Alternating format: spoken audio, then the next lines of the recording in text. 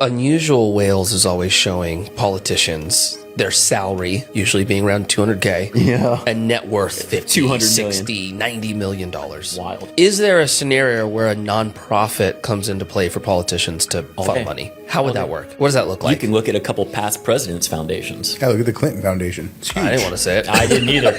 But I'm not recommending this. I'm No. just curious. How do you do that?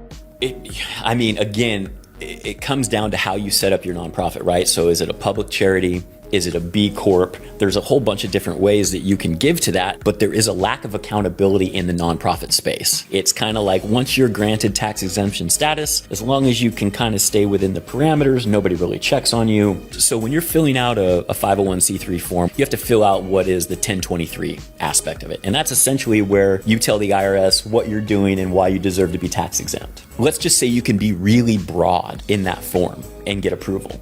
So what ends up happening is you have nonprofits that have this betterment for humanity is what their charitable cause is. So now all of a sudden, if you've got, let's say, a former president, they can't pay you because it looks like direct influence. You're a manufacturer. Well, now the money doesn't have to go to the Clintons. It can just go to the family foundation. It can go to the Clinton Foundation. So it looks like you're making a charitable donation to make the world a better place. But how is that money actually being utilized? And that's what gets into the 990 and where is the money being spent? It's an open field for fraud.